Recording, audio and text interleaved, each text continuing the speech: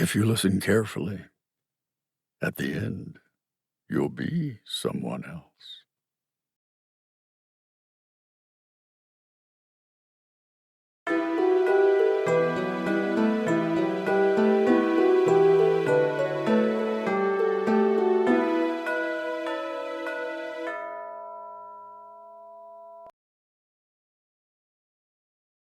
He awoke to knocking, a persistent sound, each louder than the last, each with more of an echo.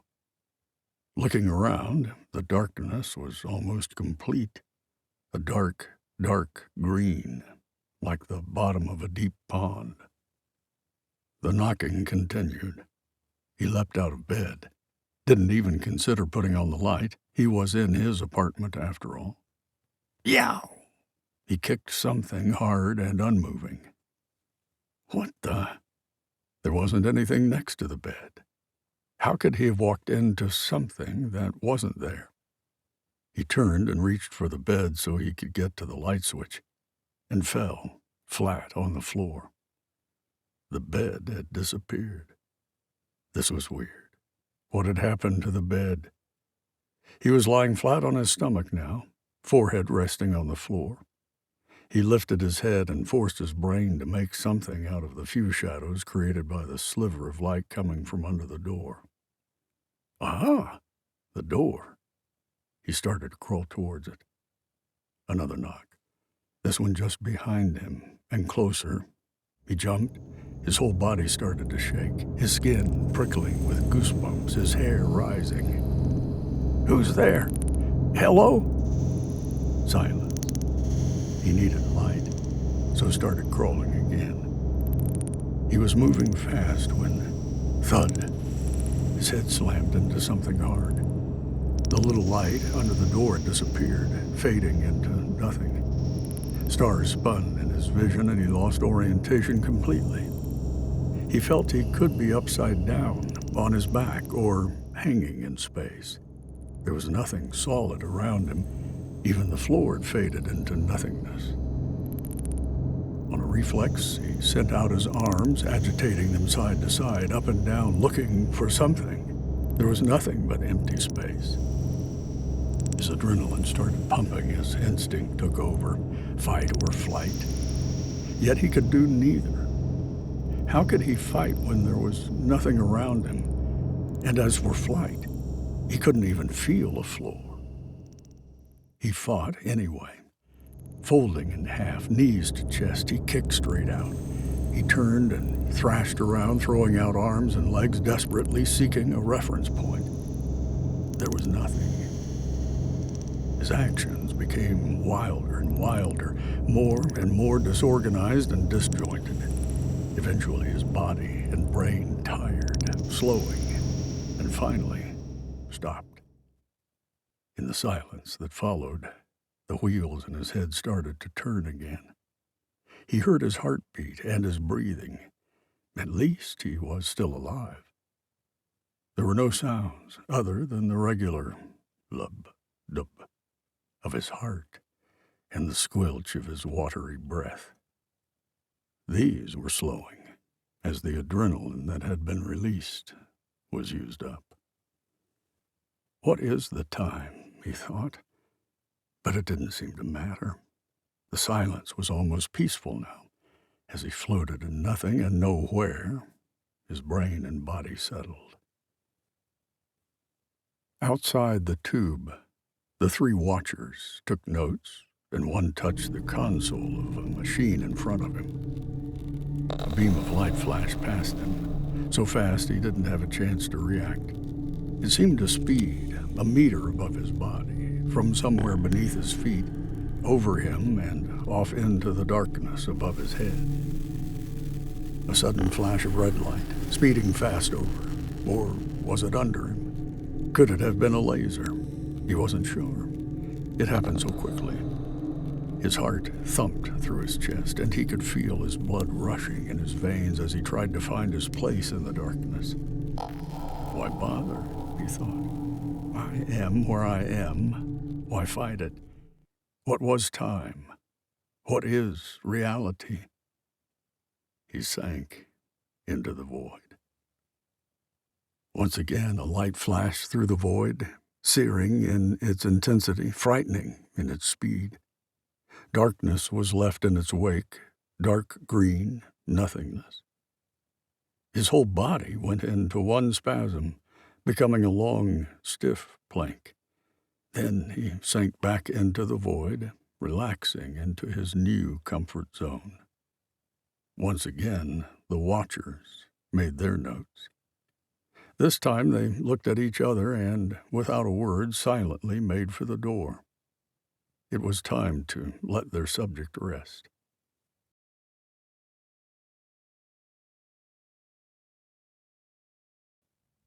I had first heard rumors about human experiments, and even managed to find some so-called studies about secret research when I was writing an article for a leading medical publication entitled, "What Happens to the Brain When Psychic Powers Are Induced?"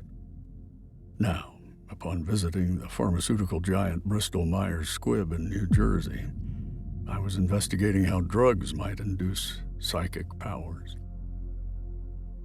Whilst waiting in a comfortable lounge for my appointment with one of their product managers, I overheard three ladies in the adjoining kitchen, presumably on a coffee break.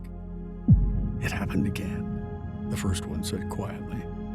Her hushed tone obviously attracted my attention. I'm a reporter, after all. The others drew breath. "Yeah, my Bill was coming home late last night, and when he passed that research center, he heard faint moaning. He saw a green light through the trees that flashed a couple of times and died." "What did he do?" asked a second voice. "Got home as fast as he could. He was visibly shaken when he arrived. Took a couple of bourbons to calm him down, and you know Bill, he doesn't scare easily. They should tear that place down. Gives me the shivers. Whatever they researched there with all those people, it wasn't good, I can tell you that," said the other. "They had cows and all in there. Very strange, mind-bending stuff, so I heard." The voices trailed away as they went back to their work. My interest peaked. I pulled out my phone and went to my Maps app to look around the area and see what I could find. "Mr. Young," an attractive blonde stood at the doorway. "Mr. Finlay, we'll see you now, sir. Follow me." I put my phone back in my pocket, making a mental note for later. Well, that was a waste of time, I thought as I left the office. The only thing the pharmaceutical company had been interested in was adding a drug to their product line to make more money. The dynamics of how to induce psychic abilities were only being researched from a marketing and sales perspective, mainly the military in mind. Mr. Finlay had only confirmed that they were investigating several new products, including one that might affect the brain's receptiveness. He hadn't let me talk to any of the scientists and had provided no details, except to say they were only in the very early stages. I should have expected this type of answer, I suppose. If they were actively working on something, they wouldn't tell the world until they were ready to bring it to market. Competitive edge and all that. As I walked past the waiting room, I remembered the ladies' chat from earlier and pulled out my phone. The Maps app was still open. I touched the screen to recenter it on my location, then expanded the area shown. It didn't take long to find American Chia-Manid Agricultural Research. The facility was just up the road. I debated, trying to find one of the ladies I'd overheard, but not having seen them or heard any names, I decided it would take too long and only provide me with more gossip. Nothing factual or solid. I was better off going to the site myself. I almost ran to my car. Following my GPS, I took the Quakers Bridge Road exit off the Brunswick Pike, and there was the facility on my left. It was quite large, so I decided to take a drive around the perimeter to get a feel from the outside. Although there were quite a few trees, it was easy to get views of the complex and see how derelict it was. gradually falling to pieces. I followed the road around and into an area that must have once been the back entrance. There was debris lying scattered around, some rusting shipping containers, and an old abandoned truck. The closer I came to the buildings, the more dilapidated and dangerous they appeared. All the windows were broken, some with jagged glass still hanging or pointing up, some just open spaces, eyes into a dying world. I stopped the car, picked up my phone, and started researching American Chia-Manid, becoming more and more absorbed by its history. A flash of light flickered at the edge of my vision. I looked up and saw a green glow coming from a window to my right. A shiver trickled down my spine. After some minutes of watching, I climbed out of the car and walked towards the glow. It moved. The closer I got, the more it retreated into the building. I stopped. It stopped. Watching this green light, I had the feeling it wanted me to follow it. I carried on, walking towards it, becoming mesmerized by its presence. It carried on, retreating at the same pace I was walking. I reached the window. All the glass had gone and its frame had rotted away. It was about waist height, so I placed my hands on the wall and jumped through. The green light shivered. My body followed suit, aware of tension rolling down my spine. The light was still moving away from me. I followed. Together, we went down a wide corridor with deserted rooms on either side that were presumably once laboratories. Some basic structures remained. Cupboards, pipes, several with strange suction-looking mouths to them. Even the odd stool and chair lay strewn around. I came to a spiral staircase. The green light was already on the floor below, apparently moving through the railings of the balcony and floating down. That being said, by now my imagination was working overtime. I took the staircase down, moving quickly and gingerly from one step to the next, unsure of their strength. Reaching the bottom, I continued to follow the light. It was starting to move faster now. I could sense an urgency. I sped up, almost running. Then, without stopping its movement along the corridor, it slowly sank into the floor. I caught up to where the last bit of it had faded into the cement. On the wall to my left was a door to a staircase, and to the right of the door an elevator. I decided to take the stairs. There were no signs of power anywhere. I doubted the elevator would operate. Pushing through the door, I started down the narrow stairs. At the bottom was another door, and I could see a green glow through the glass in the door.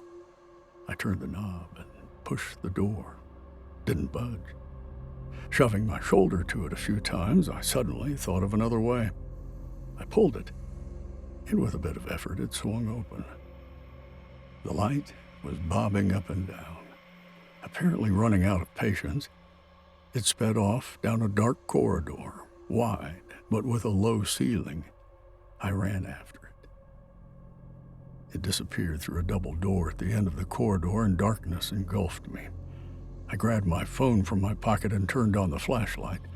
Shining the light over the doors, I could see that they did not have handles or any other way of opening them other than a pad on the wall that had presumably once been a hand or fingerprint scanner.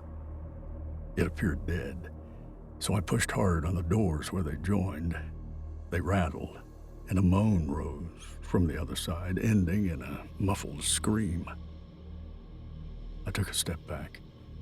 Did I really want to see what was in there? In the end, the journalist in me won, curiosity overcoming fear. I took a step back and kicked at the doors. They rattled and moved a bit. I did it again, continuing until they gave way and burst open, thudding against the walls. I walked through. This room was totally different than all the others in this apparently abandoned and derelict place. In the middle, the green light hung against the ceiling, illuminating the whole room. Under the light was a raised platform, and around it stood many pieces of equipment with consoles and screens, all gently glowing.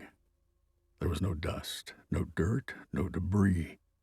Everything was neat and clean. I walked between the equipment, stopping at each one to see if I could understand what it did. There was no writing on them, no words, only symbols, hieroglyphic-type icons, nothing to indicate what they were for, and no buttons or keys to press. Eventually, I made it to the platform. It was 2 feet above the floor, with a stainless table in the middle and deep grooves and a square running around the edges. It looked like an examination table.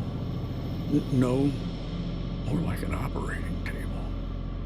One thing was certain. It was made for human bodies. Walking around the platform, I noticed that its floor wasn't flat. It was kind of waves, and at the bottom of each wave was a hole with a filter across it like a drain. Pieces of dark green material was lying on some of the filters. Reaching across, I gingerly touched one of the pieces. It didn't burn or mark my finger, so I tried to pick it up. It was a gel-like substance, unidentifiable and nothing like I'd felt before. As I touched it, I experienced flashes of light, intense pain, and a myriad of extreme, emotion-evoking scenes. Within the gel, I saw what looked like clots of blood, and as it landed back on the floor of the platform, it ran back down to the filter, leaving some of the dark red clots behind. The intense feelings rocking my brain evaporated as the gel dropped from my skin. A chill ran through me. The green light on the ceiling started flashing, then started to descend towards me. As it did, a high-pitched wail rang around the room. The hairs on the back of my neck stood up, and my gut told me to get out, fast. I ran for the door in the corridor beyond. What had been pitch black when I first came through was now lit with a gentle glow, the walls themselves illuminating themselves and starting to move inwards. I found the door to the stairs and heard moaning coming from behind me. I kicked the door open, taking the steps 2 at a time and retracing my steps until I reached my car, taking some deep breaths before I started the engine. Whatever the American Chia Minute Agricultural Research Facility had been researching other than agricultural was still ongoing. That gel was something different, something mind-altering. Could it be something that changed brain receptiveness? Calming a little as I skidded out of the facility, I decided it was time to do some research of my own.